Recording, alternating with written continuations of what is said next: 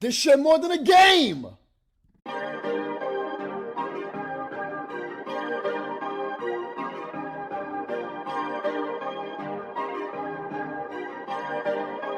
Perfect.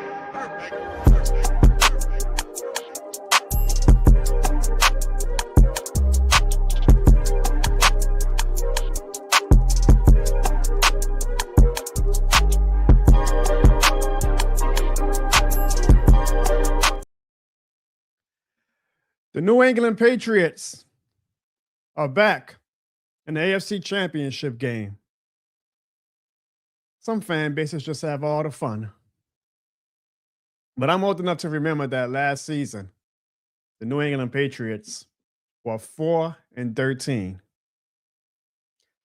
Meanwhile, they were on that same couch with us, watching the Washington Commanders play in the NFC Championship game. Both teams went into the offseason with the same mindset, though. Even though one had 4 wins and one was playing an NFC Championship game, both teams went into the same offseason with the same mindset. We have a young quarterback that we feel very confident in, and we think that we can do some damage in 2025. Now, ironically, the Patriots are playing this Sunday, and the Commanders have been eliminated a long, long time ago. Yet both kind of approached the 2025 offseason the same way. They signed veteran players. They took advantage of their rookie quarterbacks being on rookie contracts and said, we're going to sign and draft talent to build around our quarterbacks, because even though the Patriots said we will only have 4 wins last year, and the Commanders say we were in an NFC Championship game, we feel we are really close to being a contender. And I'm saying all that to say there's no tried or true way to approach an offseason when it comes to how your NFL team is going to. I am prepared, as I'm sure all of you are, that Mickey Loomis is going to say, I don't even have just a quarterback on a rookie contract. I have a quarterback on a 2nd round rookie contract. He's going to look at the New England Patriots, those 4-win New England Patriots in 2024, and say, well, if the Patriots can do it, why can't the New Orleans Saints? So I'm assuming that Mickey Loomis is going to get a little Mickey Loomis-ish this offseason. Probably going to sign a player or two to a crazy contract that's going to make the cap nerds, the media, and the analysts go, oh, there goes those Saints again. They're not taking their sweet time with the rebuild. They're trying to expedite it. And maybe we wind up like the Commanders and we fall flat on our face. But maybe, just maybe, we end up like the Patriots. And maybe you'll be seeing the New Orleans Saints in the NFC Championship game next season. Crazier things have happened. The great thing, though, is that we can even have this conversation because we have that rookie quarterback that we can believe in going forward. Now, far be it for me to say, oh, the New Orleans Saints are comparable to the New England Patriots. I mean, if we're being honest, the New England Patriots organization and franchise, the New Orleans Saints, we're probably more with the Commanders than we are with the New England Patriots, and we're going to go with either team's direction and outcome. And also, New England gets a lot of luck, given that Tennessee fired Mike Vrabel and they were able to welcome their former player, who was a great head coach, back into the saddle. Even though the book still remains on Kellen Moore and Titus Shook, we can at least have the conversation that, hey, maybe, just maybe, the New Orleans Saints will be in that number in 2026. Hey, we have our rookie quarterback the same way the New England Patriots did. And just like teams like the Dolphins and the Buffalo Bills were laughing at the Patriots saying, you guys can't talk any smack. You guys had 4 wins last season. Well, now look what the Bills are. Now look what the Dolphins are. The Bills, who have been in the playoffs for the past 6 years, might have to watch the rival lap them yet again, and Drake may make a Super Bowl before Josh Allen. Wouldn't it be funny if those Tampa Bay Buccaneers fans and those Atlanta Falcons fans and those Carolina Panthers fans who are laughing at Saints fans for being confident and saying, oh, you guys only had 6 wins last year, slow y'all roll. Wouldn't it be funny if the same way the Bills and Dolphins fans are watching Drake May in the AFC Championship game this Sunday, those same Falcons and Bucks and Panthers fans are watching Titus Shuck in the playoffs next season. Wouldn't it be funny? Hey, we feel like we have our head coach and rookie quarterback. You never know. You just never know. Ladies and gentlemen, welcome to the John Bones Show, where it's shit more than a game.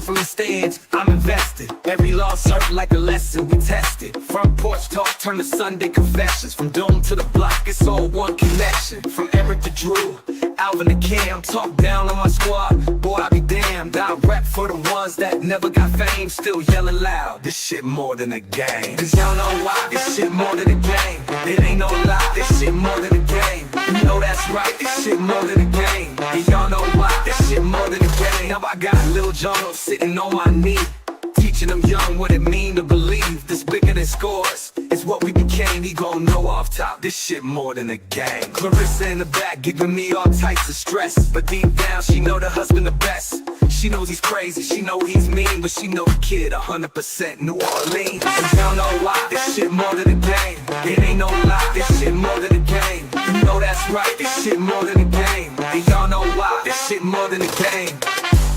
Yeah, when you see Jono scream, this shit more than a game. And when you see a Falcons fan, just call out for Jonathan. And yeah, this shit more than a game. New Orleans know this shit more than a game. Louisiana know this shit more than a game. Texas know this shit more than a game. Whole world know this shit more than a game.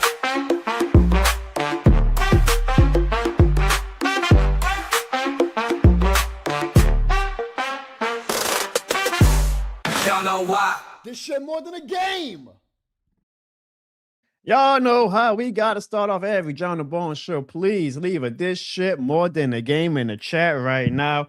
And what, again, another great weekend of football we had. I would even say a 3-day weekend because that college national championship game last night was really good. And so before we even start off the show with the this shit more than the games in the chat, I also want to give a shout out to the great sport of football, because the great sport of football has treated us football fans so well these past few weeks in January. So well with the wild card games and the divisional round games and the college football playoff games and the college football championship last night. I am just so, there is no argument to be made about what is the greatest sport in the world, and that is the sport of football. There was no contest. What's the best reality show in the world? And that is the NFL, because man, oh man, did we have yet another great weekend of playoff games. Now, probably wasn't as dramatic as the NFL wildcard weekend, given that we had a few more blowouts than we had in wildcard weekend, but we still had some great games. Of course, in NFL fashion, marred by controversy. You can't have a playoffs without controversy in NFL, right? So let's start off with the games that were pretty cut and dry. Starting with the Seattle Seahawks beating the San Francisco 49ers. Now, this was a complete ass whooping.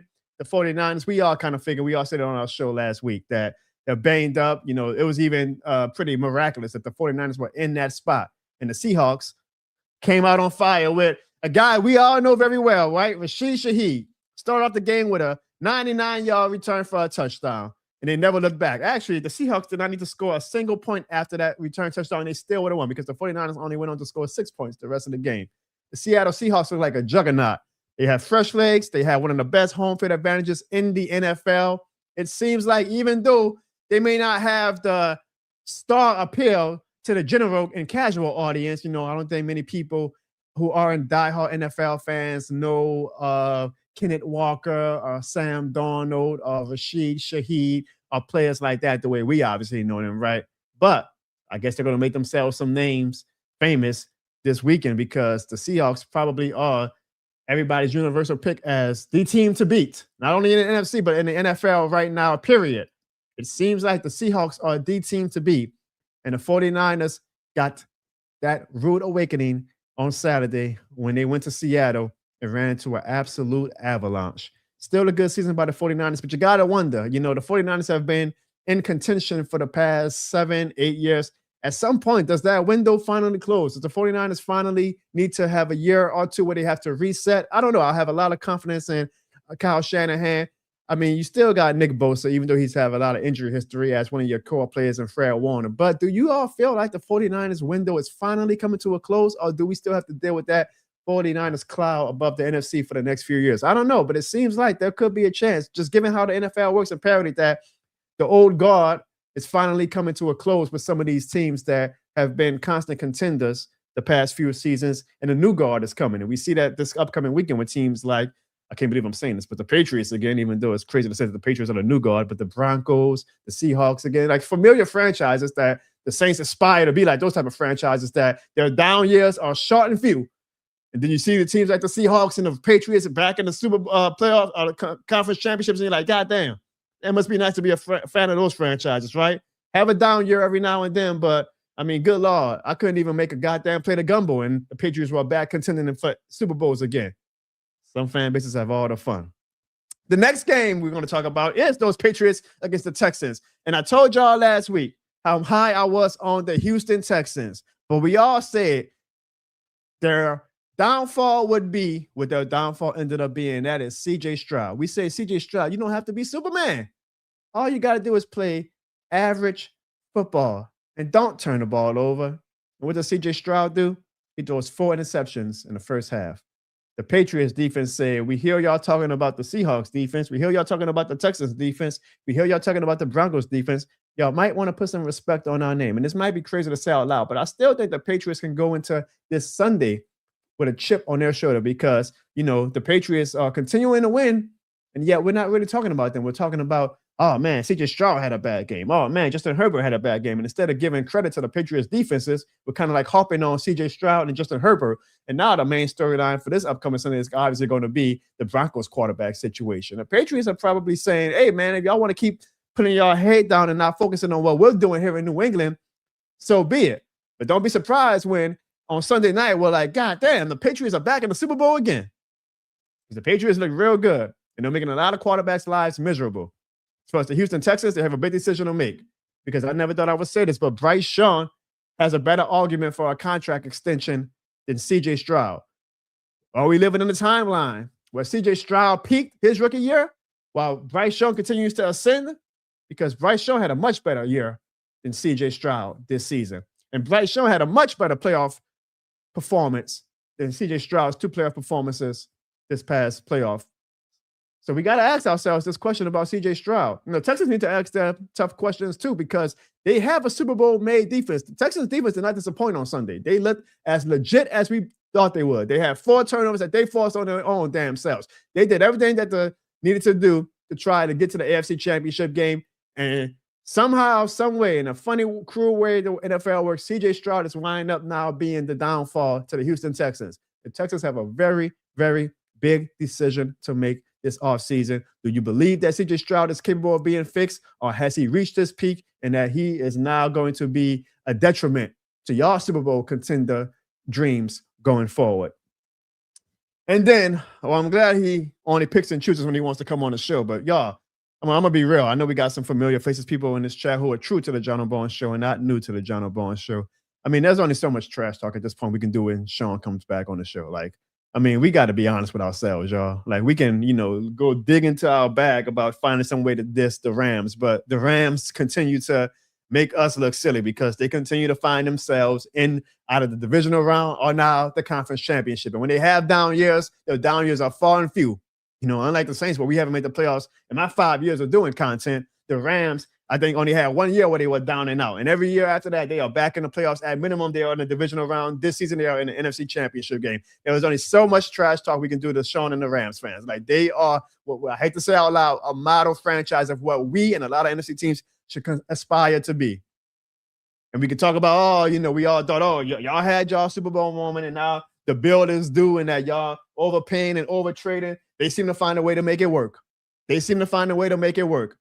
And we are going to be watching the Rams yet again in the NFC Championship game this Sunday. It sucks, but we got to be honest with ourselves. That franchise is levels above the New Orleans Saints right now. And when Sean does come on the show, if he does come on the show to brag or boast, you know, if they lose Sunday, of course, look, this shit more than the game. We're going to talk our shit. But we got to be honest with ourselves. We are chasing or inspiring to be what the Los Angeles Rams are. We are hoping that Kellen Moore can be as good as Sean McVay. we are hoping that we can draft as good continuously. We had a good draft in 2025 that we'll talk about how high our draft class is viewed right now in a little bit in our next segment. We can only hope that we can continue to have great drafts the way the Rams are finding star players in the draft year in and year out. The Rams are a model franchise, y'all. I hate to say it. They are a model franchise. And they found the way to beat the Chicago Bears in a year where the Bears had that miraculous, magical season that, they fans should not count on for 2026. I can say that. But damn, was that a good game, right? And damn, did we all watch that game going, the Bears have done it again. The Bears have done it again. They find a way. In games they have no business winning, they find a way to get it done. And they did get it done until they got a little too greedy. They had the game in their hands. This is probably going to be a teachable moment for Caleb Williams. They had the game in their hands. They were 10 yards away from field goal range.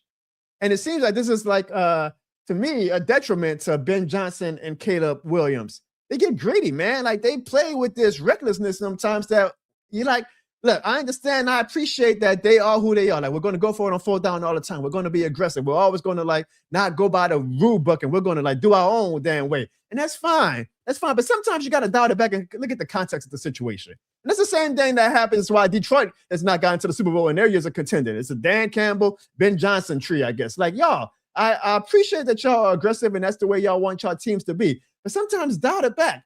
Ben Johnson, Caleb Williams, y'all needed 10 yards. Y'all needed 10 yards. Run the ball. If the run doesn't work on 1st down, all you got to do is dig and dunk at that point. You don't got to go for a shot play. You are in control. You are already needing a field goal to win the game. I get that you start feeling yourself, oh, man, this is our year. We can make anything happen. With the Chicago Bears, everything we do seems to come up gold in 2025. But damn, Chicago, y'all had it. So hopefully it's a teachable moment because the Bears do have an amazing, amazing future. Caleb Williams is the real deal, but he still has a lot to learn. Like, he can make any possible throw that you can think of. But I also think there's a part of him that needs to learn, hey, sometimes it's cool to be a game manager. Sometimes it's cool to just do the save play given the context of where the game is going at in a moment in time. And that's what makes a good quarterback to a great quarterback. Drew Brees did not have 1/10 of the arm talent that a Caleb Williams has. But you know what Drew Brees has? 10 out of 10 that a lot of quarterbacks wish they could have? The smartness, the awareness, the ability to know, I know what the situation is. I don't have to draw a long bomb to Robert Meacham when all my team needs is 10 yards. Let me just do a goddamn curl route to Marcus Colston. Caleb Williams needs to learn that. If he learns that, he is going to be a great quarterback. We know that he can make every throw in the world. We know that the Bears, you guys are aggressive. You always are going to keep opponents on their toes. Sometimes you got to read the context of the situation. Y'all has Los Angeles. Y'all should be playing in the NFC Championship game right now, and y'all are not. And do I think y'all are going to be good in 2026? Absolutely. The Bears have a great core. They have a great culture that Ben Johnson has built in 1 year. But what do we always say? You can't just be like, we'll be back next year. We'll be back next year. Dan Campbell was one of the first coaches to ever say that's bullshit. And look, the Lions have not been back to the NFC Championship game since they blew it against the 49ers 2 years ago. The Commanders fans were like, oh, man, we're ahead of schedule. We'll be back next year. The Commanders had less wins than the New Orleans Saints in 2025. So the Bears, they got to be on their game and not think that, of course we're going to be great next year. I always say you want to get one miracle year. This was their miracle year. Now, I'm not saying that it means that they're not going to be in the playoffs next year. I think they will be in the playoffs next year. I'm assuming they're going to be smart enough to continue to build on what they're doing. But you want to get that 1 year where everything goes your way. And now next year, the Bears aren't some Cinderella story anymore. Now they got the target on their backs. Now the Packers are going after them. Now the Lions are going after them. Now the Vikings are going after them. Hell, we play the Bears this year. We're going to be going after them. Oh, we got the Chicago Bears, so let's bring out A game. Chicago Bears, we know we got to come hard with it. You want to get one miracle season, Bears. Y'all could have made that a miracle NFC Championship run, but y'all got a little too greedy. But y'all future is bright. Y'all just kind of got to dial it back sometimes and know that you don't have to always be aggressive just because you're the Chicago Bears and you can. And finally, y'all, oh boy, the game of the week, maybe the game of the playoffs. The Denver Broncos defeated the Buffalo Bills. And if Caleb Williams wants a warning story, look at Josh Allen. Even though as successful as Josh Allen is, he still cannot find his way to the Super Bowl. Why? Because Josh Allen has the same problem that I think Caleb Williams hopefully will avoid. He's always trying to be Superman, always trying to make the great play. You don't have to make the great play every time, Josh Allen. Josh Allen had 4 turnovers. Some were understandable. Some were like, what are you doing, dude? And one was the one that actually I thought was going to be the reason why they lost the game, and it was. They had 10, 11 seconds left before the half. They were on like the 20, 25, 30-yard line. Sean McDermott decides to be aggressive and say, I know we only got 11 seconds and no timeouts, but we're going to try to do a little something to see what we can make happen. I'm assuming Sean McDermott thought, my quarterback, Josh Allen, is a top 3 quarterback in the league. He's a reigning MVP. He's going to be smart enough to know that, hey, if there's nothing there, either you go down and you give yourself up and let the clock run out, you throw the ball out of bounds, and you let the fight play another day. But Josh Allen has this thing that I hope that Caleb Williams doesn't think, I can make any throw. I can make any run. I'm Josh frickin' Allen. And he decides to run for it. Or even if he would have picked up a first down, they had no timeout, so all it would have ended up being was a wordless hit that he was taking. But yet he fumbles the ball. Denver recovers it in their territory, and now they give Denver a free 3 points going into the half. Boy, did those 3 points matter when it came down to the end of the game, right? Boy, did those 3 points wind up costing the Buffalo Bills. Because sometimes Josh Allen just gets too damn high on his own supply and feel like, I'm Josh Allen, I can make any play in the world. Where unlike a Patrick Mahomes, who can also make any play in the world, and this is why I call Patrick Mahomes the best damn quarterback in the NFL. I know people, because of his stats going down the past few years, got on high on the Josh Allen supply too. Oh, Josh Allen has the way better stats, and he's a fantasy football MVP, and he's just so amazing. But every damn time the Bills get in games where they need to have the smart play to win, Josh Allen is liable to be 50-50. Sometimes he'll make the great play, sometimes he won't.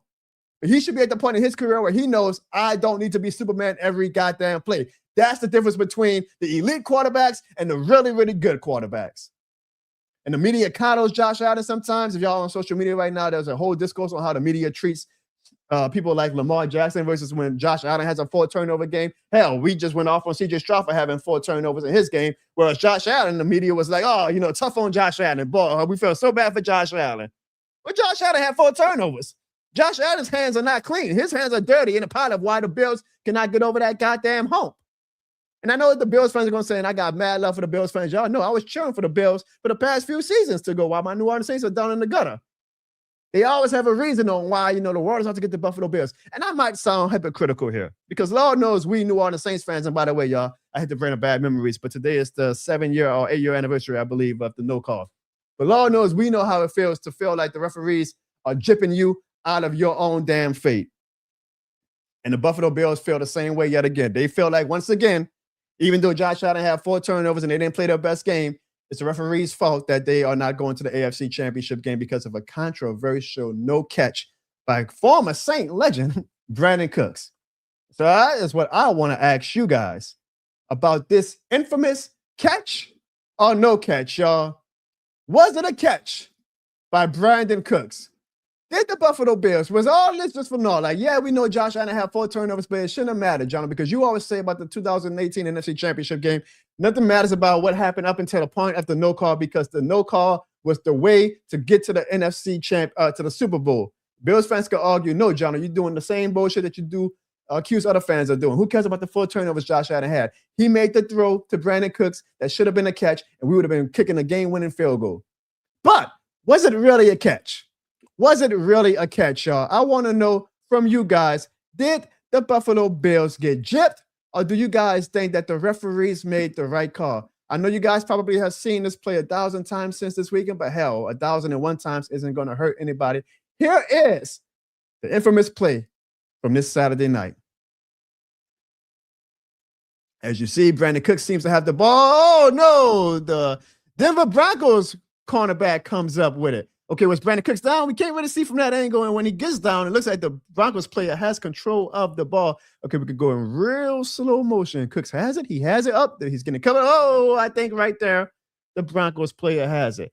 Now, it depends on how your vision is. If you have blue and red vision, you're going to say Brandon Cooks clearly had the ball. The offensive player is always the one that's rewarded with the catch. It should have been a catch. If you might not be a Bills fan, if you just feel like, I see it another way, it's clear that Brandon Cooks never had full possession of the ball, and the Broncos player was the one who came away with it. Either way, Bills fans are never going to let this down. Joe Burrow, he even went on social media for the first time in like 3 years, and he said, you NFL fans need to get it together. Y'all need to realize what is a catch and what is not a catch. He's saying, by the way, I'm not actually saying that it was a catch. I'm actually sticking up for the officials and saying that this is clearly not a catch. So I want to ask you guys, because in real time on Saturday evening, I was like, I think that's a catch. My argument was, I mean, they always give the catch to the wide receiver and offensive player anyway, so why is it not a catch now? But after watching the replays a few times, I'm like, okay, but was it a catch? I mean, did Brandon Cooks ever have full possession of the ball? What is a catch in the NFL these days anyway, right? So I want to ask you guys, do y'all think it was a catch or not? Mikey says the referees made the right call. Juddy Bear says the referees made the right call. Pro P says Brandon Cooks is simply cursed from being a New Orleans Saint twice in his career. ASAP Digness says it was clearly blue and black, not white and gold, guys. Slim South says no, it was not a catch. Bruce Saint says the damn rule needs to be more specific. They say you need to possess the ball long enough, but what is long enough? Does he have to be down by contact for 3 seconds? The No to Chop podcast says it was a catch by the Broncos defender. A great play by him. Slim South also says the Broncos cornerback made a great play. And Bruce Saint says, all that to say, I don't know. I'm leaning towards the catch, but I can see the argument either way. It is a very, very, I mean, I'm not feeling passionately about either side. Like, if you argue down that it was a catch, I'm not going to be like, yeah, a goddamn idiot, and you are so wrong. If you argue that it wasn't a catch, I'm not going to be like, oh, you are an idiot and you are so damn wrong. I think as I've had more time to see the replay, I'm willing to give the play to the Broncos player. But at the same time, if the referees had called it a catch, I would have been like, yeah, well, I'm not mad with that decision either. And I was just more surprised because usually in that instance, the referees always give the play to the offensive player. So that's why I was confused. And I was like, usually when it's a 50-50 ball, the referees say offensive player gets possession of the ball. So I was shocked on that end, and I can understand the Bills' frustration from that. But I don't know. I did not know. I know one thing, though. The Bills fans are going to argue down for the rest of their lives that they were robbed. I don't know if they were robbed the way we were robbed, but I do feel a little for them. They can't lose playoff games. They're like the Saints. You know, the Saints had the 2017 and 2020 run, and the Bills took the throne from us after that and said, we got you, New Orleans Saints. Like, they cannot just lose a regular playoff game. The Bills always have to find a way to have the most heartbreaking, controversial, dramatic playoff ending to their seasons that you can have. And I wonder now, is the Bills run over? Because after the game, we saw Josh Allen crying. We saw Brandon Cooks crying. We saw Deion Dawkins crying. The Bills fired their head coach, which, I mean, we could do a whole show on if that was justifiable or not. But I did leave that game going. That might have been the end of the Buffalo Bills window. For now, I mean, as long as you got Josh Allen, as long as he is healthy, you got a shot, right? But it feels like the Bills might need a year to kind of like reset a little bit and come out stronger in 2027 as opposed to trying to go all in, I guess, on 2026. But I don't know. My gut would say, nah, not that I think about it, especially after Joe Burrow called all of us fans idiots for not knowing what a catch is. I might go with it's a catch. It wasn't a catch. But I can't, like, you know, feel strongly against people who do feel it was a catch. But all that to say, again, to my original point, at the end of the day, Josh Allen, who is the reigning MVP, who was the guy who I was banking on playing like Superman for 4 games to get the Bills to the Super Bowl, you can't have 4 turnovers, dude. You can't. You're Josh Allen. Like, at some point, the media, not us, we're just fans, but the media needs to start pointing their finger at Josh Allen and saying, hey, you know, as much as they love Josh Allen, as much as they really want Josh Allen to be the face of the league and they want Josh Allen to supplant Patrick Mahomes as the best quarterback in the league, you got to put some fire on Josh Allen and say 4 turnovers is not going to get it done. 4 turnovers is not going to get it done. Buffalo Bills, another heartbreaking season. I know one thing that wasn't heartbreaking was the fact that me watching football all weekend, even though my team was eliminated, it's such a beautiful, beautiful thing. But it was heartbreaking for my wife. Here's how she reacted to me still watching football all weekend, even though our New Orleans Saints have been eliminated for like 12 weeks now. That's why I'm so sick of these bitches. I've been like you around. You won't think something like that. You won't think something like that. I don't understand how you gonna connect and understand what you want. Next time I wake up, you can just look me wrong. Hey, I told her this shit more than the game. Now, here's another storyline that interests a lot of Saints fans from that Broncos and Bills game. Sean Payton is in the AFC Championship game. Some of y'all might feel strongly about that in a good way. Some of y'all might feel strongly about that in a bad way. Some of y'all might be like me and it's like, whatever, good for Sean Payton. Like, who cares, right? But Sean Payton, while we've been down in the gutter, has been building out the Broncos to be a contender in the AFC, and he is 1 win away from the Super Bowl, which will be very, it was a crazy weekend, y'all. I mean, did y'all watch the games like I did? Like y'all just saw in that video, watch football all weekend? Like you watched Sean Payton go to the AFC Championship game off of a Will Lutz field goal, right? Then you switch to the Seahawks and 49ers game, and Rashid Shaheed is bringing back a 99-yard touchdown. And you're like, God damn, man. All these Saints, these former Saints are having great career games while their team is successful, and we're just here watching. Come on, Tyler Shuck, please get us back in the playoffs next year, please. But there was one tweet that really, I was already on 100 because I just love me some goddamn good football games.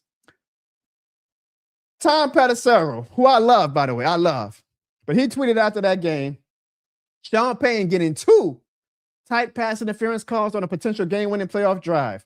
It took a while, but the universe and the officiating usually evens things out eventually. And as y'all can see my reply, I say, it didn't even out. Beep. What the beep? Do Denver fans get to benefit for something that New Orleans is affected by? So you might hear that narrative for the next few days. Oh, Sean Payton, it evened out for him. After the no call in 2019, Sean Payton got to finally get the calls to go his way this past Saturday.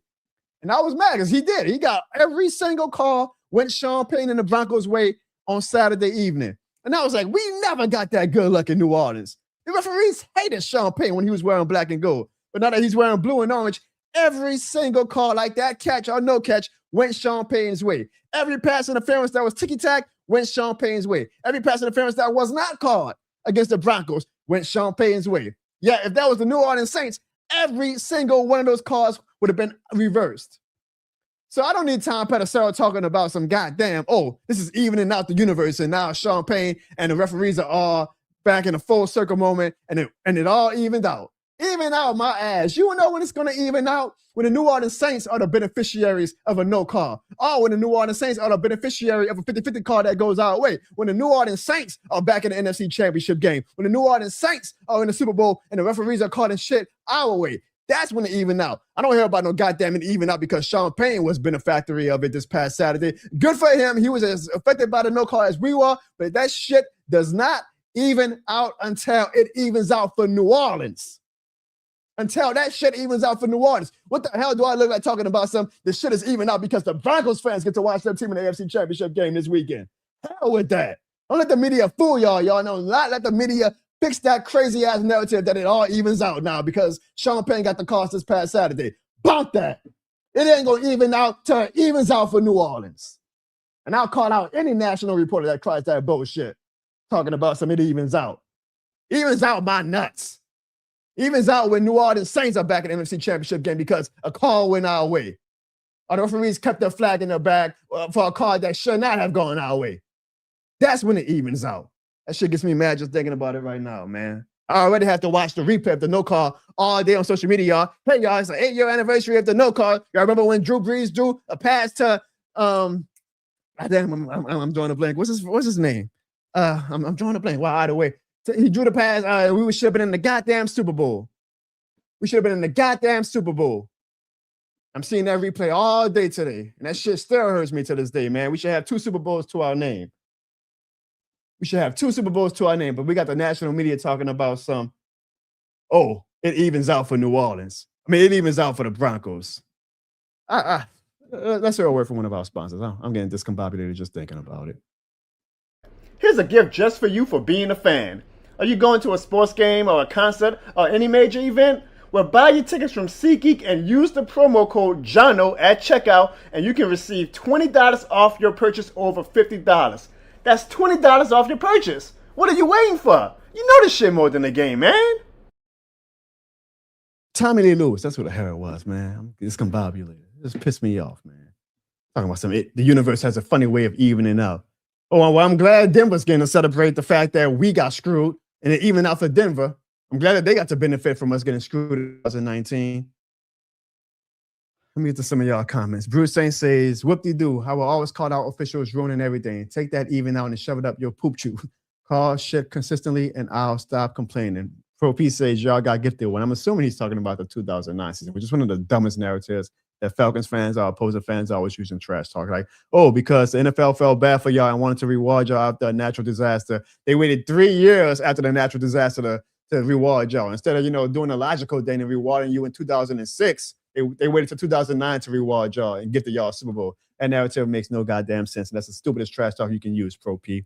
The Know the Chop says, what's the word around Atlanta? Oh, well, hold on, Know the Chop. You're getting a little too much dip on your chip. That's going to be a segment that we talk about in a little bit. The Ish Galaxy says, breathe, my guy. I can't breathe because this shit more than a game. But I appreciate you watching the vertical version of the John O'Brien Show. The Know the Chop also says, the refs are just prejudiced against New Orleans, but now that Sean is in Denver, he's getting all the calls. That's that BS. I agree. I actually thought, I was like, Sean Payton is the reason why we're not getting any of these calls. And when he goes to Denver, he's going to take that ugly cloud of refereeing with him. But apparently, maybe it's just us. Maybe it's New Orleans that the NFL doesn't love or the referees don't F with. Because if Sean Payton, of all people, was getting calls, then maybe it was just him wearing black and gold that was the reason why the referees hated him so damn much. All that rambling I was doing, and we got a super chat from the lovely ASAP Thickness, who simply says, she told us that the Bills are cursed. Oh, we on a super chat roll because Bruce Saint leaves us super chat, and he.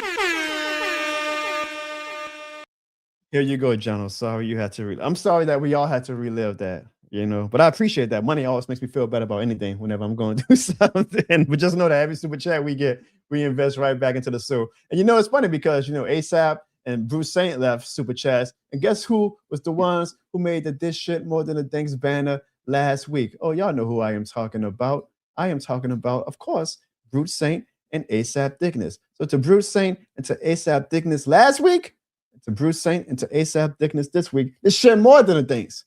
As well as, of course, Ziggy, who apparently no longer comes on the show now that the Saint season was over. Remember on the season recap show, Ziggy was like, oh, I'm going to be back on the show next week, John. That's evidence showing you ain't got to worry about coming back. All right, it's been 2 weeks since the season recap show, and Ziggy has been nowhere to be found. But we do thank Ziggy as well for his super chat. So Bruce Saint, ASAP Thickness, and Ziggy, this shit is more than a thanks. But the funny thing is, even with all that, even with my stupid, silly Saints nonsense aside, did the universe really even out? Because, man, it must have been a whirlwind for Broncos fans this past Saturday. They got to celebrate going to their first AFC Championship game in 10 years. And then, not even an hour after the game, the news broke that Bo Nix is out for the season, which means that their playoff fate to go to the Super Bowl now relies in one Jarrett Stidham. And so that leads us to our championship game predictions, y'all, because this Sunday, 2:00 p.m. Central Time, the New England Patriots travel to Denver to take on the Broncos for the AFC Championship. And then at 5:30 p.m. Central Time, the Los Angeles Rams travel to Seattle to take on the Seahawks for the NFC Championship game. Let us talk about who do we think is going to Super Bowl 60. And let us talk about Sean Payton's luck, because he does not have his quarterback. And we all may not be high on Bo Nix, but Bo Nix showed me something Saturday, because everybody was probably waiting for Bo Nix to be the one who had the 4 turnovers, right? Everybody thought that Bo Nix was going to be the reason why the Broncos did not go to the AFC Championship game or the Super Bowl. Nobody has that belief in Bo Nix because his game doesn't jump off the screen. But under Sean Payton's tutelage, he's a damn fine, serviceable quarterback. And he made the big throws on Saturday. And he was the one who avoided the mistakes on Saturday. And he was the one who was able to see the context in the game situationships of the game and outperform Josh Allen. And maybe the Broncos just flew too damn close to the sun, because within an hour, it was announced that Bo Nix broke his ankle and is out for the AFC Championship game. So I ask you guys, in the game of the Broncos versus the Patriots, do y'all think that Sean Payton can pull off a miracle? Do y'all think that Sean Payton can take Jarrett Stidham, who has only thrown one pass in the past 3 NFL seasons? Let me say that again. Jarrett Stidham has only thrown one pass in his past 3 NFL seasons. Do y'all think Sean Payton can pull off the miracle of a lifetime and win the AFC Championship game with Jarrett Stidham at quarterback? Do the Denver Broncos this Sunday have any shot without Bo Nix? I'm going to go. Let me see if they answered first. I'll go with ASAP and Bruce since they left the super chats. I don't know if they answered the question yet. Well, Bruce gave both of his picks. He says the Patriots and the Seahawks. So I'm assuming, and ASAP says the Seahawks and the Patriots as well. So I'm assuming both of them do not believe that the Denver Broncos have any shot with Bo Nix. Do any of y'all believe that the Denver Broncos have a shot with Jarrett Stidham? Slim South says he actually does because Denver has a great defense. The Ish Galaxy says Foles beat the Pats. Anything is possible. And that's the thing that all of the fans are going to definitely utilize, right?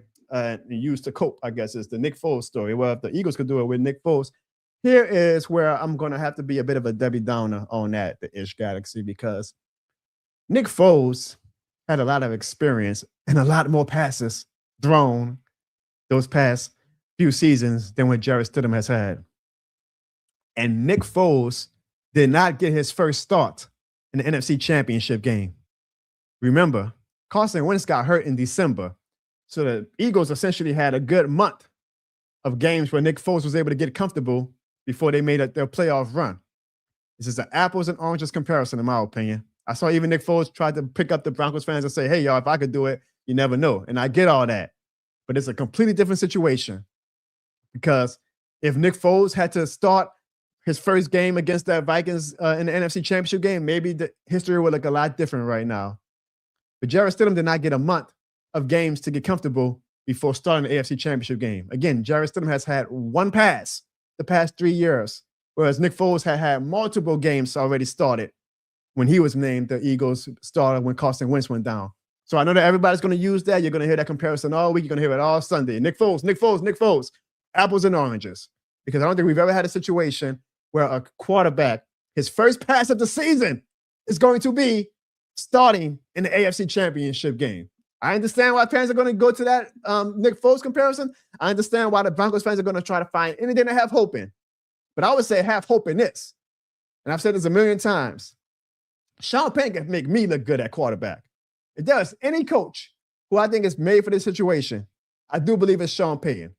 I believe that Sean Payton is going to garner up a game plan that is not going to be a blowout. I think he's going to have Jarrett Stidham look very, very serviceable this upcoming Sunday.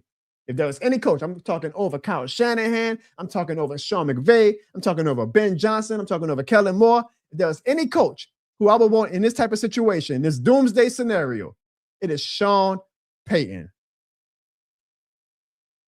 Now, with that said, y'all, then we're going to get their ass whooped. Like, ain't no way, y'all. Ain't no way a guy who's only had one pass thrown in 3 years is going to beat the New England Patriots. I don't care if they're at home. I don't care about any of that, y'all. This is the AFC Championship game. There is no possible way that Jarrett Stidham is going to win the AFC Championship game in his first start in 3 years. Ain't no damn way that's happening, y'all. There is no way. I love Sean Payton with all of my heart. Ain't no way. He can make the greatest game plan in the world. Sean Payton is not going to win that game with Jarrett Stidham at quarterback. Sean Payton is not going to win that game with Jarrett Stidham at quarterback. He'll do better calling Drew Brees and saying, Drew, throw your left arm and help me out. Jarrett Stidham is not going to beat that New England Patriots defense. I'm sorry, Broncos fans. Life sucks. Blame Tom Pelissero for that stupid tweet about everything evening out in the universe. But ain't no way Jarrett Stidham is going to beat the New England Patriots.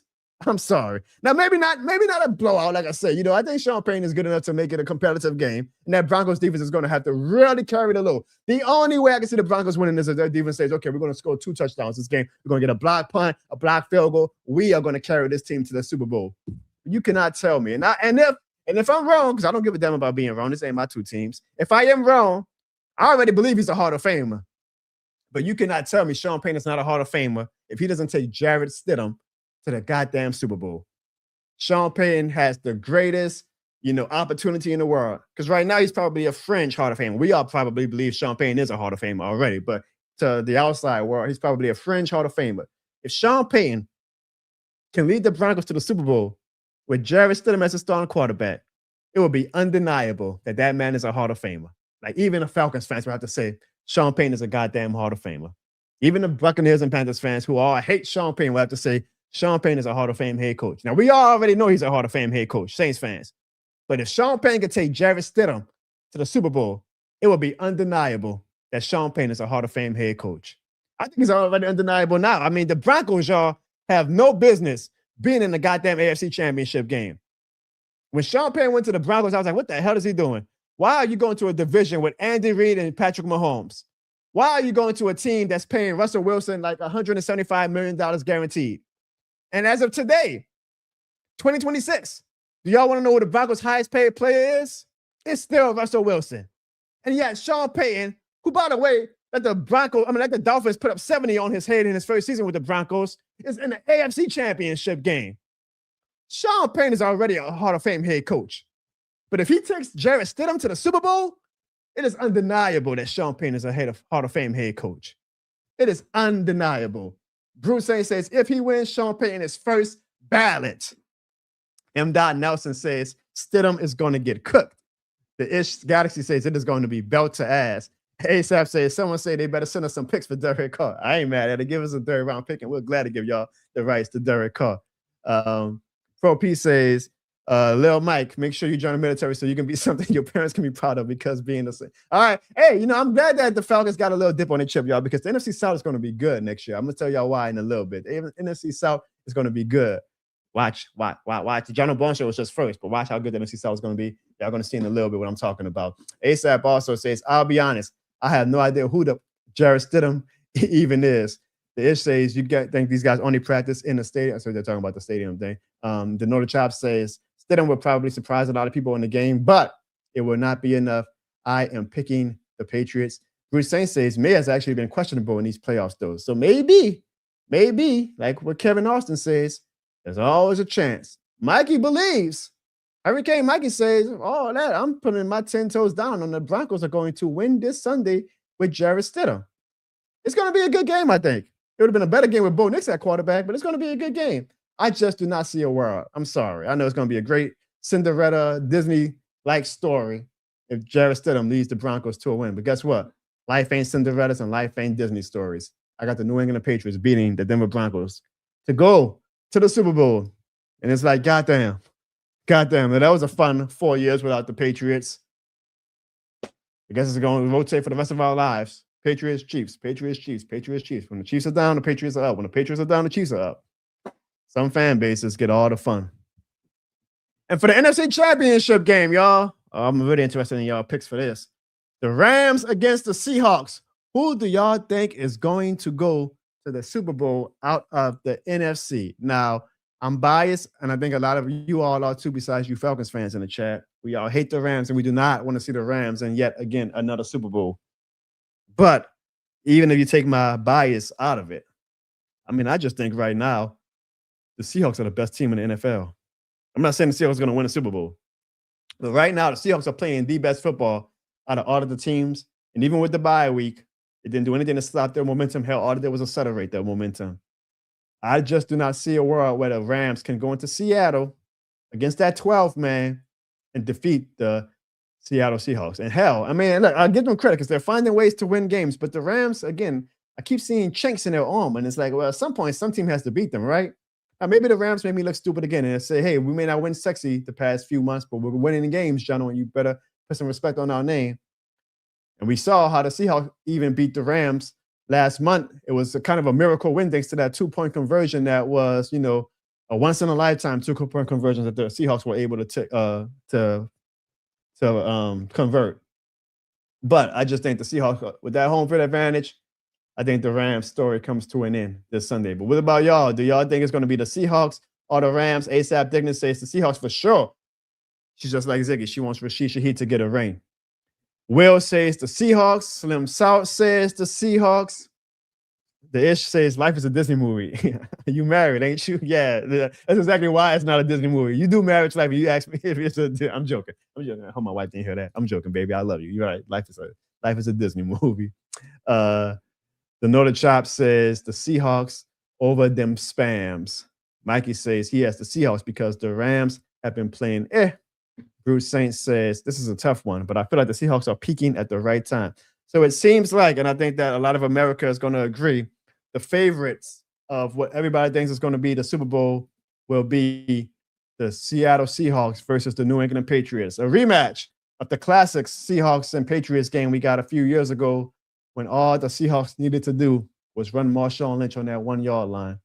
But it's funny, you know, you see the Seahawks, you see the Rams, you see the Broncos, you see the Patriots.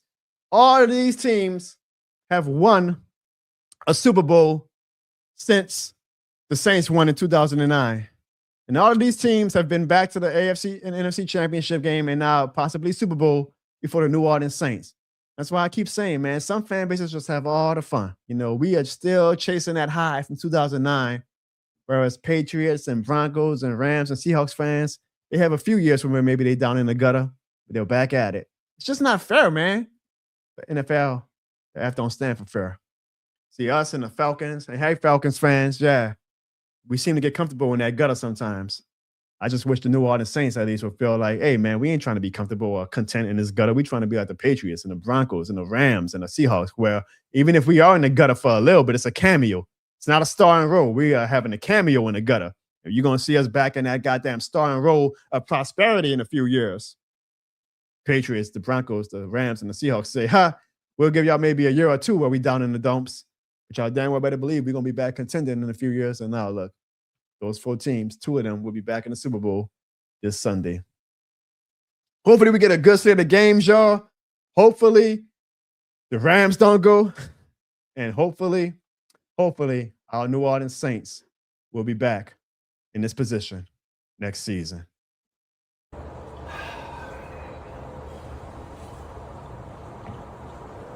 Man, I can't believe the season's over. I mean, we gotta wait a whole nother 6 more months for the next season to start. But well, at least in 6 months you get to spend with your family, John. You know, at least we can look at it like that. Bruh, you think I want to spend more time with my son and my wife? No. And I already know how it's gonna go, bro. I'm gonna go home. She's gonna be like, well, you know, the season's over. You get to spend more time with me and little Jono. We could go on picnics on Sunday now and all that. I ain't got time for that shit, man. Matter of fact, when I get home, I'm gonna look this woman dead in her eyes. I'm gonna say, you better fix your attitude, because you saw how she was acting all emotional this season, right? I'm gonna say, you know this shit more than a game. Okay. I'm gonna say, I need these 6 months to get ready for the Saints, because they're coming in 2026. They're coming in 2026. Yeah. I'm gonna say, I don't want to hear no bad talk. I don't want to hear no complaints about you need to spend more time with your son. You need to spend more time with me. You need to show me all of the emotional delicacy that you show the Saints. And I'm going to say, go make me a hot plate of gumbo right now, woman. And I mean right now. Because I'm going to play that shit, bro. You know this shit more than a game, man. I ain't having that this offseason, bro. I ain't having that this offseason. I can't believe the season's over, man. And I'm going to show her. I'm going to show her. Hey, baby. Hi. Look what I bought for you. Nice. The season is over. We didn't make the playoffs again, which means I can even more time this offseason to spend with you. You have a little Jono now. This is great. A picnic? Yeah. You need Sunday night football, huh? Of course I want to go on a picnic. Hey, buddy. I got a lot of time and catching up to do with you now. I want to go get some water for these. You ready to go? Of course I am. Oh, man, it's going to be a great offseason. All right, let's go.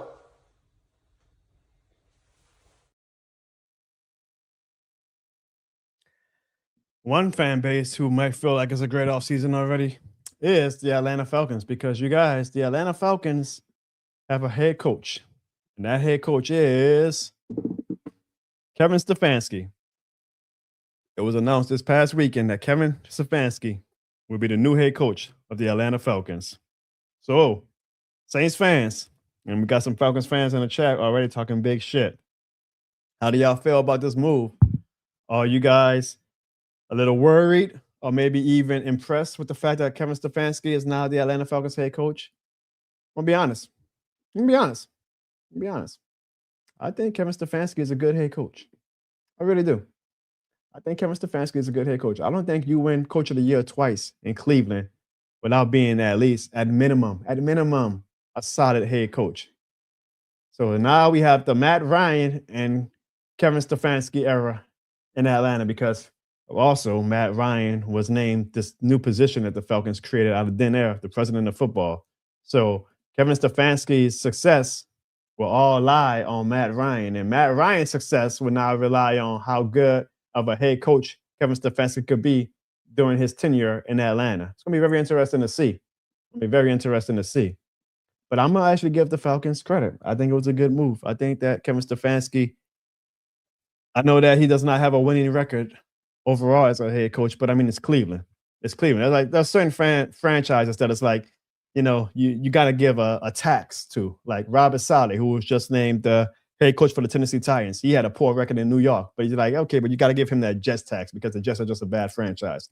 Cleveland is that same type of franchise, a bad franchise that because Kevin Stefanski had a losing record while head coach of the Cleveland Browns, I'm still willing to give him that Cleveland Browns tax and be like, okay, maybe with a better franchise, you might have more luck. Now, that franchise is the Atlanta Falcons, so we'll see. I mean, we all know one thing, y'all. The Falcons going Falcon.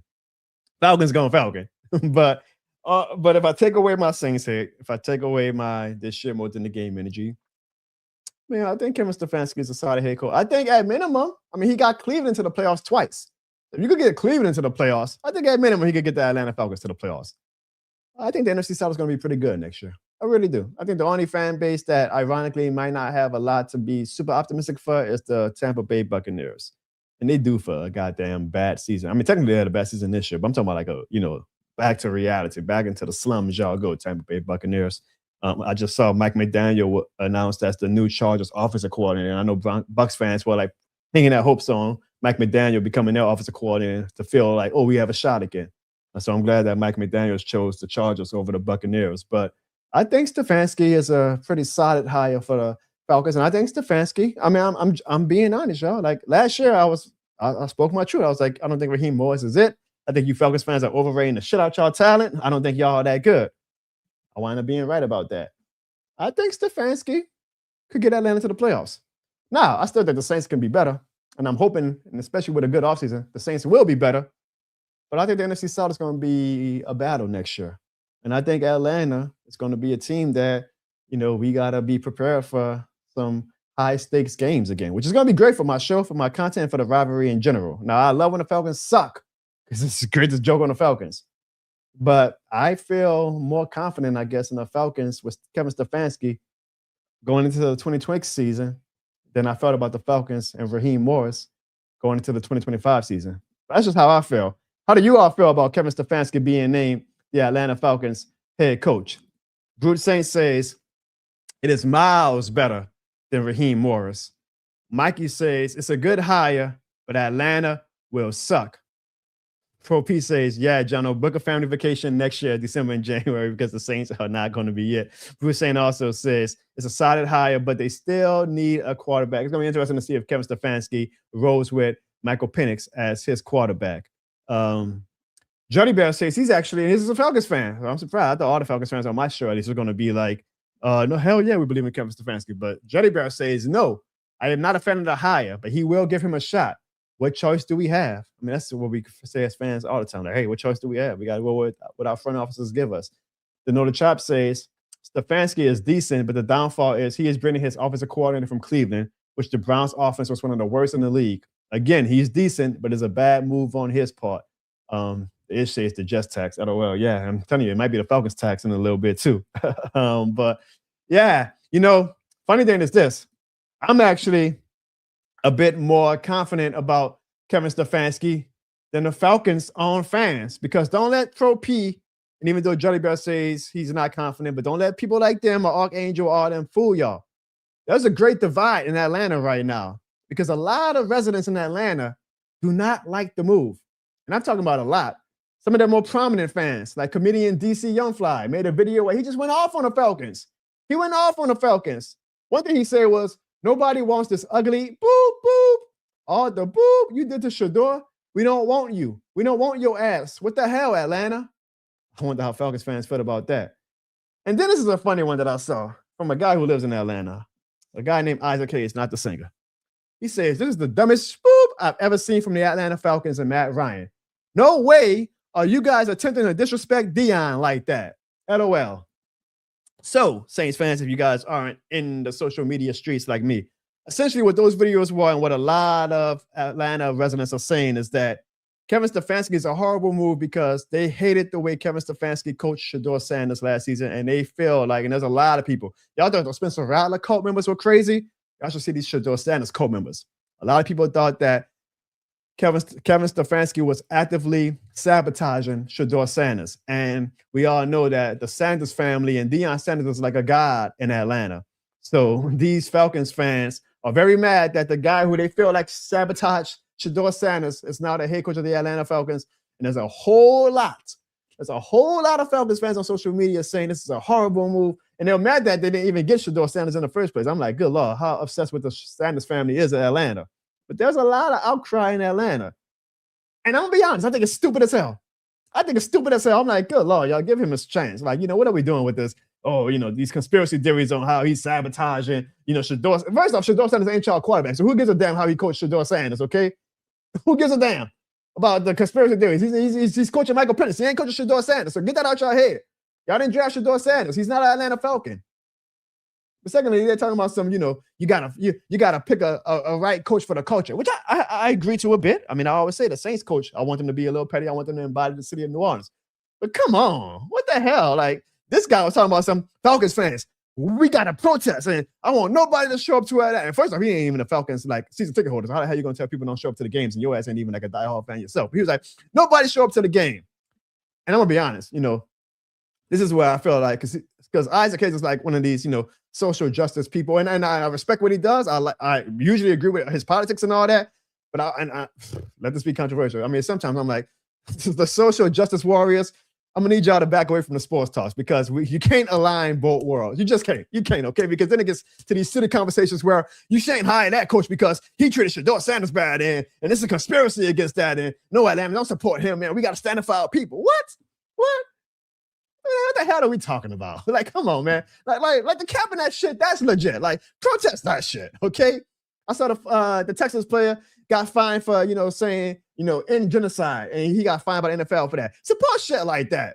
But you trying to do some conspiracy theories about some goddamn, oh, man, no, Kevin Stefanski, he treated Shedeur Sanders bad. He shouldn't be the Atlanta Falcons head coach. Protest, Falcons fans, protest. Falcons fans, it's going to be one of the rare times I'm actually on y'all side. Like, what the hell? Like, sometimes, hey, social justice warriors, I know y'all deep in the mud with the politics and all that. We need y'all to back up and let my sports teams do my sports team thing. Separate the worlds, okay? Separate the worlds. Sports ain't supposed to be involved with the politicians shit and all that, okay? I'm sorry. Take away my black card if y'all want. I had some guy on Twitter was like, oh, you must be on that Make America Great Again side. I'm like, look, I know what my resume is. You can call me whatever you want. I just call a spade a spade. I don't need no goddamn social justice warrior interfering with my goddamn sports. On either side. On both sides, because it's so damn city, they're so deep into their goddamn political beliefs that they take those beliefs and don't even see the forest for the trees when it comes to sports. I'm like, stay with the politics. Let the sports people talk sports. Y'all worry about Trump and all that bullshit. Because that's just a crazy take. And DC Youngfly, who I think is hilarious. I mean, I just don't know what y'all obsession is with Shedeur Sanders, Atlanta. I really don't know. So I'm going to see if the Falcons fans are commenting in the hill. Pro P, well, let's see. Juddy says, I get tired of the Deion Sanders meat riding. 31 other teams pass on Shedeur. If we couldn't get Tomlin or Harbaugh, I really did not care.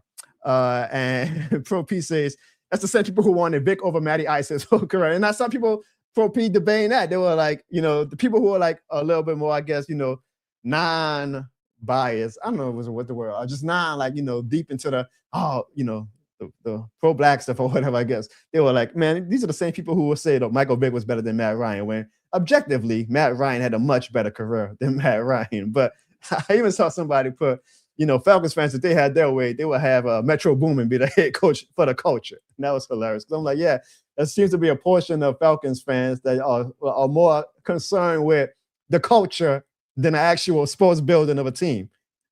All I can say is, even though I'm actually on the Falcons side with this, I do love it. I love seeing the Falcons fans have a great divide. And I hope that it continues to be loud noise. And I hope that Stefanski struggles out the gate and everybody's like, get this little white man cracker out our goddamn city and we should have Shedeur Sanders at our quarterback. I love it. Because I'm a Saints fan. I like to see Rome crumble. Rome being Atlanta. So I'm loving it. So Pro P, Archangel, Juddy Bear, y'all need to stop exhausting y'all energy on the Saints fans and this shit more than the game show. And get y'all house together, because a lot of y'all people, y'all own damn people, are so damn mad that y'all hired Kevin Stefanski.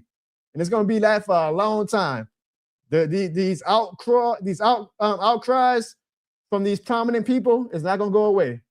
And the second that Stefanski loses the game, it's going to be, you see, we should have had Shador. That's why we knew we shouldn't have hired him.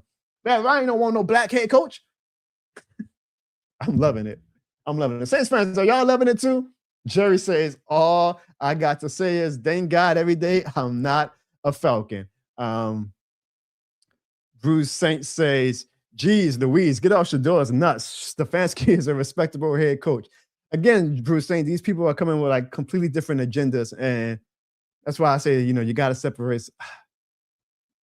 Mick Swagger says, I'm just glad they didn't hire Harbaugh and made a hire before the Bills coach was available. And Pro P, of course, and Juddy Bear. See, they can't help it. Even when I'm on their side and I'm trying to defend them, Juddy Bear says, then we sweep y'all swept us with Raheem Morris. Y'all swept us with Kevin Stefanski. So watch if y'all lose to us with Kevin Stefanski. Oh boy, I'm gonna be instigating the shit out of that. I'm gonna be like, y'all see, Falcons fans, y'all should have hired a black head coach. Y'all shouldn't have hired Kevin. Y'all should have had Shador Sanders. Shador Sanders probably could have beat the Saints. Huh? I'm gonna be instigating my ass off. And Pro P says, we really don't know if he ever beat my Falcons, and Kellen Moore is your head coach. Don't worry about us. We fine with Kellen Moore. Again, get your house together. Get your damn house together.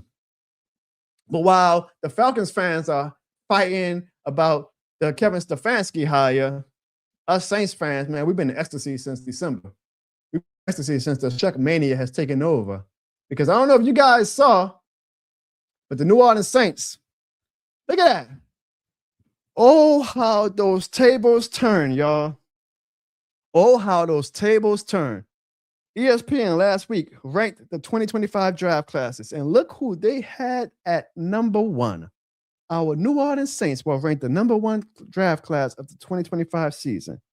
Y'all remember last offseason what I said? I say what Kellen Moore needs to do right out the gate, which is what Sean Payton did, and you nail your first draft class because that draft class becomes the foundation. But it sure seems like that foundation has been set when ESPN is giving us the number one spot when it comes to the 2025 rookie class rankings. Now, Lord knows I'm a hypocrite, right? Because I hype up ESPN and their writers and the analytic nerds when they hype up the Saints, and when they discredit the Saints, I'm like, man, who gives a damn about them goddamn analytic nerds and what ESPN has to say? But goddamn, when they hype my team up, I'm like, hell yeah, baby, look at the New Orleans Saints, number one. But I do love that even the most critical of Saints platform people are giving credit to the New Orleans Saints. Now, I would say if y'all see the actual caption, one thing I did not like was that, remember that Tyler Shough is already 26 years old. And I'm like, wow, people so damn obsessed with Tyler Shoug's age. Like at this point, and even I was one of the people who was obsessed in the beginning. But once I saw how Tyler Shough played, I'm like, okay, well, you know what? Who gives a damn about his age? Who gives a damn about that he's 26 years old? Because even if he is old by NFL standards as a rookie, we still are at least guaranteed, if he keeps up this level of play, 6 to 8 years of good play. Like, sue us. That's a good run in the NFL. 8 years of contending, 8 years of good quarterback play. We'll take that shit. So, like, I don't get with this, with this, he's 26 years old, though. But either way, whatever. I'm not going to focus on that. I'm focused on the fact that the New Orleans Saints were ranked number one rookie class. And I'll be a fair man and also note that the Falcons were ranked number 6 and number 7, I believe. And the Panthers were ranked number 6, which goes back to my point. The NFC South is going to be much better than a lot of the non-NFC South fans realize next year. Now, maybe in true NFC South fashion, all of the teams suck again. Or maybe one team ascends and 3 other teams descend. Hopefully that team ascending is the New Orleans Saints. But I really do feel like the NFC South is going to be a battle next year. And I think the NFC South teams are building something. Each fan base and each franchise, I feel like is building something. But boy, I can't lie, y'all. I can't lie. This is me being biased. This is me being unbiased. Like, I really feel like what New Orleans is doing is probably the best of all the NFC South teams. I know the Falcons fans right now are going to be like, oh, he's just being an idiot. He's being biased to the Saints. Maybe so. But I really feel like the New Orleans Saints are building the best out of all the NFC South teams right now. This offseason is going to be key. But I am really, really, really feeling optimistic, especially when you got non-Saints people. Like, it's one thing for me. It's one thing for Bruce Saint. It's one thing for Hurricane Mikey and Jerry G, the Know the Child podcast, Sandra, Sonia. It's one thing for Slim South. It's one thing for all of us to be in the chat talking about something. The Saints are coming. For Will, for the Ish Galaxy. It's the only thing for us to be saying all that, Pro P and Jelly Bear. These are non-Saints, non-biased people hyping up the New Orleans Saints. What did I say last week? What video that I played 2 weeks ago? Robert Hunt, guard, Pro Bowl guard for the Carolina Panthers, text Tyron Armstead and privately and say, hey, I left Josh Allen division. Now I'm in goddamn Tyler Shook division. It's not just us saying it. Falcons fans, Panthers fans, and Bucks fans, national outlets, opposing players feel like the New Orleans Saints are building something. And that is why we are hyped up. Y'all can say, oh, man, y'all letting them fool y'all. That's fine and dandy. Because y'all damn sure Falcons fans were the same way last offseason when the national media gave y'all 5 primetime games and everybody was saying this is the year for the Falcons. God bless y'all. Maybe we're falling for that same Kool-Aid that we're drinking right now. But I feel pretty damn good about the direction of the New Orleans Saints, even with the NFC South looking like it's going to be much better with all 4 teams in 2026. I can't wait. I absolutely can't wait. You know who else can't wait? Baker Mayfield, because before I went on the show tonight, y'all, Baker Mayfield put out a tweet that is sending Twitter crazy right now. Orlando journalist, the Orlando Ledbetter, I hope I'm saying his name right. He tweeted an article about Falcons Kevin Stefanski had a dumpster fire at quarterback in Cleveland, including Baker Mayfield, Deshaun Watson, and Shedeur Sanders. I basically think that the article, and I did not read it yet, so I don't want to assume too much, but I'm assuming that the article was about, giving Kevin Stefanski a fair shot to the Falcons fans because he didn't have the greatest quarterback roster throughout his time in Cleveland. Well, Baker Mayfield got a hold of that tweet, and Baker Mayfield responded, "Failed is quite the reach, pal. I am still waiting on a text or call from Kevin Stefanski after I got shipped off like a piece of garbage. I can't wait to see Kevin Stefanski twice a year." Ooh, buddy. I'm trying to tell y'all. NFC South gonna be back next year. NFC South gonna be back on that bullshit next year. Because now suddenly I'm invested in the Bucks versus the Falcons games. And Baker Mayfield better play his ass off when he plays the Falcons next year. If you're gonna pop shit off like that, boy, Baker Mayfield, you better be on your shit when you play the Falcons next year. And the Falcons have a good defense. So for Baker Mayfield to be popping shit like that, like I'm gonna see you twice a year now, coach. Boy, the Bucks, Baker and the Bucks, they better be on their shit. But the NFC South, y'all, I'm telling you, I think the NFC South is gonna be fun next year. Hell, I ain't even screenshot. Cam Jordan took a shot at Tristan Wills, the Pro Bowl tackle from the Buccaneers, and Tristan Wills responded back to Cam Jordan on Twitter this past weekend, talking about hey, Cam Jordan, you are rent-free. I'm living rent-free in your head. And so now we got beef between, the Saints and the Bucks again. I'm loving it. I'm loving it. I'm loving it. The NFC South, all of these teams feel like, hey, man, we about to win the NFC South next year. Because the NFC South, for as down bad as the NFC South can be how down bad the NFC South can be usually, well, when the NFC South has those few years where, all of the teams are actually respectable, oh, man, there ain't no better division when it comes to trash talking and intense games and things like that. So maybe, and we'll do for it. I think the last time the NFC South actually had a year where all the teams were competitive was 2017. It's been a long time. It's been a long time, like Timberland said. It's been a long time. It'll be pretty cool if finally in 2026, the NFC South gets their shit together and we going at it with the Panthers fans. We already going at it with the Falcons fans, but now the games actually have some meaning behind them and not just who's going to be number 3 in the NFC South. Going at it with the Bucks fans, the Bucks going at it with the Falcons fans, the Panthers fans going at it with the Bucks fans. I'm hoping. I think NFC South going to be on some shit next year. And Lord knows, Mr. This Shit More Than a Game is ready for it. Let's hear a word from one of our sponsors. No matter what, we all know that this shit more than a game, and now you can wear it with pride. Visit www.jonobarnes.com or thisshitmorethanagame.com and buy your This Shit More Than a Game shirt now for the low price of $28.03. We've got you covered here on the Jono Barnes Show. So visit www.jonobarnes.com or thisshitmorethanagame.com and buy your This Shit More Than a Game shirt now and let the world know, folks, this shit more than a game. Let's hear from a few more chat comments and then we'll get to our voicemails of the week. Mick Swagger says Stefanski is the QB destroyer. I am hoping so, Mick Swagger. I see y'all already getting y'all trash talking. Bruce Saint says the South might be juicy next year. Ain't no might, Brute. The South will be juicy next year. Like Pro P says, the NFC South is back. Now, again, we might look stupid. Like by November, it's going to be 3 teams under 500. We're going to be like, all right, well, same old NFC South. But hey, man, I did an interview with my guy, Ralph Marlborough of the Saints Happy Hour. Make sure y'all just search on YouTube, Saints Happy Hour with John Barnes. I'll go on my post tab and see my link to the interview with Ralph. And I was like, I'm looking forward to the fact that the NFC South might be fun next year and that all 4 teams are going to have a little dip on their chip. I'm a petty guy, so I'm ready for that. Juddy Bell says Baker's a career backup. Ain't nobody scared of his ass. I don't know about being a career backup, but I'm loving it. I'm loving it. Like I'm loving the heat is coming in the NFC South next year. The Nola Chop says I gotta cop me that shirt. Hurry up, Nola Chop, because they go away after Mardi Gras Day. So you got about 4 more weeks. Mardi Gras gonna be here before you know it. So if you want the Mardi Gras shirt, get it while it is in stores. And that store being www.thisshitmorethanthegame.com. This Ish Galaxy says Baker Mayfield responds in the tweets, 2 tweets in the Batman voice in his head. Yeah, remember he was talking that shit to the Saints last season about, I hate the Saints. And then his ass needed the New Orleans Saints to save his ass, and we let him down. That was one of the highlights of my 2025 season. Noah Chop says, we're taking the crown back. Believe that. I sure do. And Bruce Saints says, I hope, Jono, you get to interview Saints players. Imagine Titus Shucks talking with you. I hope so too. I don't know, maybe need to call McCoy, but McCoy, put in a word for me, but I don't want to bother McCoy like that. But hey, the more y'all support the show, the more y'all hit that like button, the more y'all get people to watch the show and subscribe, the more that the John Barnes show and the John Barnes brand and this shit more than the game becomes undeniable. I would love to have Tyler Shuck on the show because for one thing, I see Tyler Shuck doing his podcast tour right now with like Teron Armstead and Tyron Matthew and Cam Jones, and I'm loving learning a lot more about Tyler Shuck in these interviews. If he really wants to ingrain himself in the New Orleans community, which he seems to be proactively trying to do, man, come kick it with me.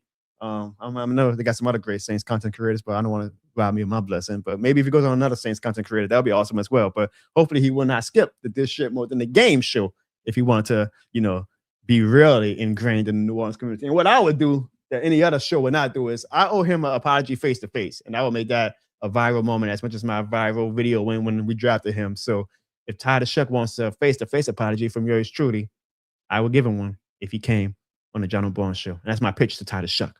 That's my pitch to Tyler goddamn Shuck. Here's y'all pitch to me after the divisional rounds. Let's get to our voicemails of the week. A lot of people on the internet and analysts are saying that the Broncos have no chance to beat the New England Patriots. But guess what? I think the Broncos are winning on Sunday, and here's why. But they have no Bo Nix. Okay, fair point. But in 2017, this team called the Philadelphia Eagles, their starting quarterback entering the playoffs was Nick Foles. Ain't nobody thought the Eagles were winning that Super Bowl against Tom Brady. Ironically, against the Patriots, nobody thought they were going to win. And what did they do? They won. And this is Sean Payton, the head coach of the Denver Broncos. And I don't know if y'all are, but I'm old enough to remember in 2019, Drew Brees, week 2 against the sorry Rams, got injured. And guess what? Everyone thought the Saints were cooked with no Drew Brees. But the Saints went 5-0 with Teddy Bridgewater. Now, is Teddy Bridgewater a better quarterback than Stidham? Yes. But guess what? I don't care. If you're winning, if you can't lose a game with the backup quarterback in, you're doing something right. So Sean Payton and that Broncos defense, I think, is going to eat Drake May alive. So I think the Denver Broncos are still going to the Super Bowl. And on the NFC side, sorry, not sorry, Sean, but give me the Seahawks, man. You know why? And it's not just because I hate the Rams. It's genuinely not. Did you see that 49ers Seahawks game, Don? Seahawks going to kick your ass. Oh, my God, bro. 41-6. Sam Darnold, yeah. Like, y'all can say that y'all don't believe in him all you want. No, that dude's the truth. He's the truth. He is a believer. Yeah, my Super Bowl pick is Broncos Patriots. Or no, not Broncos Patriots. Broncos Seahawks. Where I do think Seattle probably wins the Super Bowl. But, hey, don't count out the Broncos. And I'm being general. Like, I'm not trolling. I'm not saying this for chaos. I'm not just saying it because I'm a Sean Payton fan. Don't count out Denver. Don't do it. Mikey, if the Broncos do win with Jarrett Stidham at quarterback, I will come on this show next week and I will bow down to you because I just do not believe that Jarrett Stidham is going to bring the Broncos to the Super Bowl. But hey, we'll all be tuned in Sunday to see. Let's get to our next voicemail.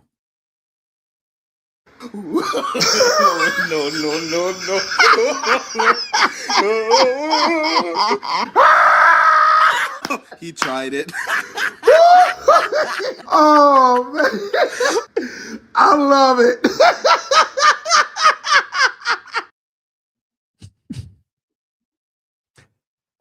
That was from Jerry G, y'all, and I guess that was his way of reacting to the Falcons hiring Kevin Stefanski. So I guess we see how Jerry G feels about Kevin Stefanski. Now, look, I love it. I love the Saints fans who are like, Kevin Stefanski, we don't give a damn. I have respect for Stefanski, but I'm not mad at the Saints fans who are like, oh, man, thank God for that Falcons. Now our path back to the top of the NFC side is really going to be an easy one. Time will tell. I am so looking forward to 2026 season, man. So many storylines, so many agendas to be fulfilled or to be demolished. I absolutely cannot wait. That was a great, great video, Jerry G. I would say get to our next voicemail, but y'all, that was it. We only got 2 voicemails this week. We didn't even get one from y'all fave, JJJ.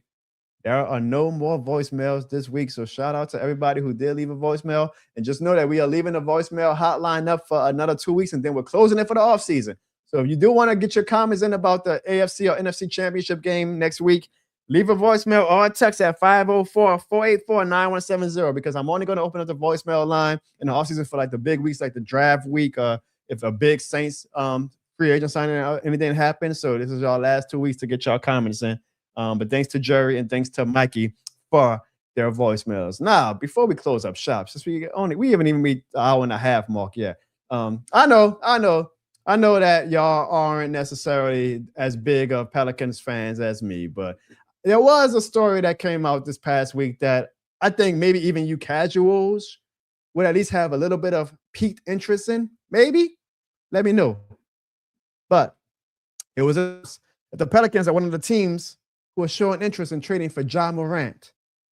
Ja Morant is on the trading block. Today, it came out that he doesn't want to be traded, but the Memphis Grizzlies are listening to the trade offers for Ja Morant. And the Pelicans, the last place Pelicans, by the way, the worst team in the NBA, Pelicans, are one of the teams who, when maybe they should be sellers at the trade deadline, are looking to be buyers.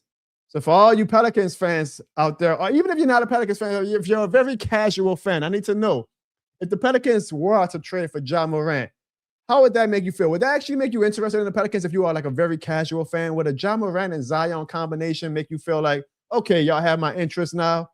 If you are a diehard Pelicans fan like me, do you think it's a good move? Do you think it's a bad move? What say you? If the Pelicans were to trade for Ja Morant, how would that make you feel? Here's what I think. The Pelicans are so down bad right now. The Pelicans are so damn irrelevant, and the Pelicans are so damn boring right now. Like, it is literally, for me, it feels like a chore to watch Pelicans games right now. That's how down bad this franchise is. Like, it is a chore for me to be like, Pelicans play tonight. You know, I feel like I'm obligated. I got to watch them, right? That's my home team. Like, they are just a franchise that are stuck in neutral. And, you know, I mean, let's be honest. Gail's priorities are Saints, horse racing, Pelicans, right? I feel like they treat the Pelicans on Airline Drive like a charity case. Like, oh, they make money for us, so we'll keep them around, but we don't give a damn that they've been so goddamn bad the past few years. We don't give a damn that, you know, maybe only 10% of the city actually cares about the New Orleans Pelicans. So even though I think on the court, it really doesn't make too much sense to trade for Ja Morant, given how shitty this team is and given how over the Zion era I am, at this point, because this franchise is so damn down bad, I would actually welcome a Ja Morant trade because if anything else, even if it's for a half a season, it'll make the Pelicans a little bit interesting again. Like, that's how low the ball is right now, where I'm like, Pelicans, just be interesting. Give me a reason to be intrigued. Give me a reason to want to watch. Give me a topic to talk about with y'all. Ja Morant will do that. And I don't even feel confident that Ja Morant will bring us wins. I feel like we would probably be giving that with a goddamn New Orleans Pelicans still stuck in this goddamn bottom ceiling attic, not ceiling, this attic of the standings, like, which is a badass franchise. But goddamn it, at least we'll be interested for a little bit. That's how down bad the Pelicans are right now. Because right now the Pelicans are so goddamn boring, so damn irrelevant. And I'm like, yeah, bring Ja Morant in at this point. Who gives a damn? Like, at this point, like, Pelicans, just do something to be interesting. Y'all are so damn bad right now. Y'all are so damn boring. Nobody gives a shit about y'all. Nobody. My numbers probably are going to start going down the show, right? Because I'm talking about the New Orleans Pelicans. People are like, I don't talk about the goddamn Pelicans. So, yeah, bring Ja Morant in just to be interesting. Even if it winds up being for a month. That's how down bad that the Pelicans are right now.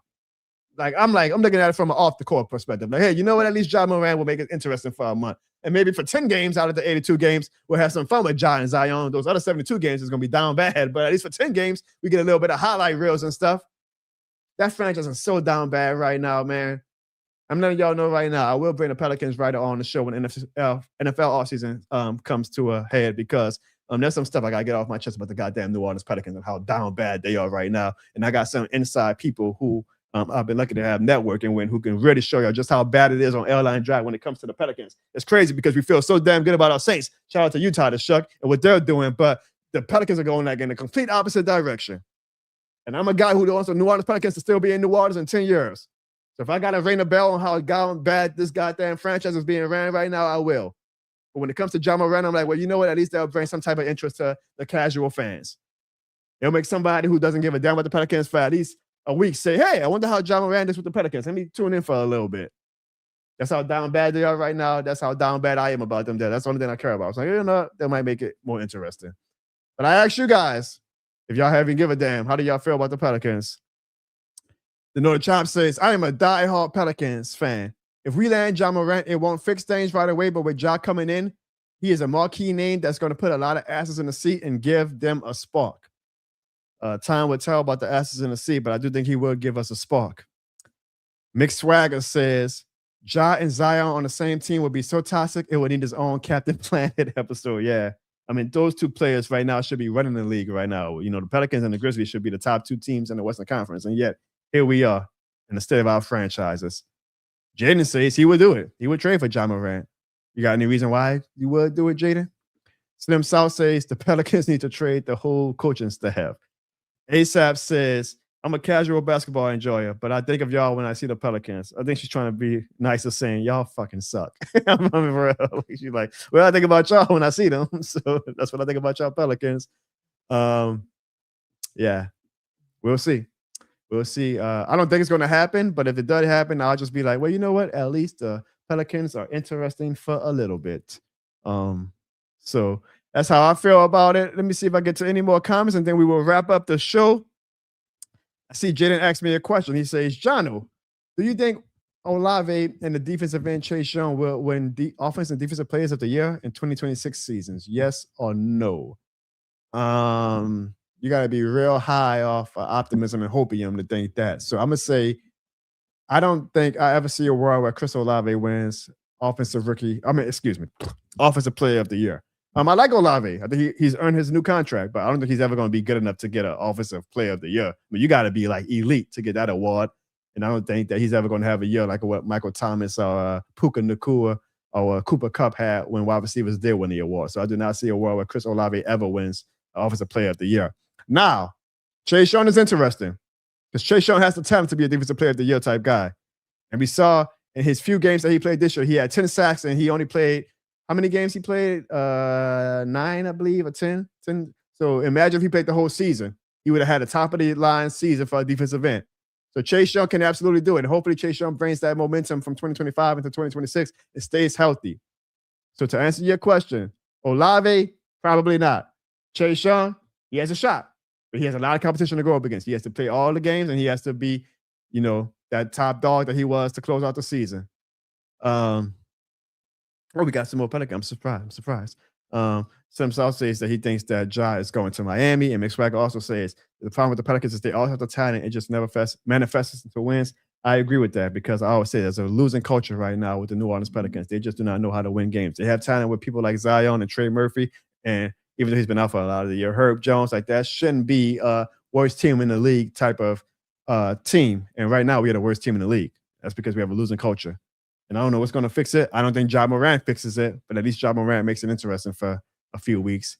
So either way, get ready, y'all. Hopefully you guys become bigger fans of the Pelicans because I will be talking about the Pelicans when the NFL season comes to a close and have some writers on the show come and talk Pelicans. But until then, it's still NFL season, baby, and it's still Conference Championship Sunday, and we got some great games lined up this week, and I hope you guys have your this shit more than a game energy ready to watch these games, and if you don't, a place where you can find some of that this shit more than a game energy is at Parcells and Push, y'all, because if you want to buy a this shit more than a game sticker, This shit more than a game magnet. Just go to Parcells and Post at 5208 Magazine Street in New Orleans, Louisiana. And for the low price of $3, you can buy this shit more than a game magnet. Support local businesses, y'all, and show Parcells and Post some love. They actually sent me a king cake today, and I really, really appreciate that, man. Parcells and Post always showing the boys some love. So make sure, man, y'all go support some local businesses and show the world why this shit is more than a game. And go to Parcells and Post on 5208 Magazine Street. I appreciate everybody for joining me tonight, including my guy Chase Cottom, who joins at the end of the show. But Chase, it's all good. Hello to you as well. We're going to have a lot to talk about as the NFL season has technically what? 1, 2, I guess technically 3 more weeks to go. So let's make sure we cherish it, y'all. College football came to an end last night. NFL, we only got 3 more games to go and about 3 overall weeks to talk NFL football before we get into what will be probably one of the more interesting off seasons in Saints history. And the NFC South is coming up on the upswing, and the New Orleans Saints might be the leaders of the pack of that upswing. I cannot wait. I appreciate all of you guys. Thank you very much, Jerry. Thank y'all for watching the show. Thank y'all for staying true to the John Barnes channel at a time where people are not true to the John Barnes channel and leave when the Saints season is over. You guys are all this shit more than the game certified. I'll see you guys next week. Same John Barnes time. Same John Barnes channel. And y'all know why? Because this shit more than a game. You know.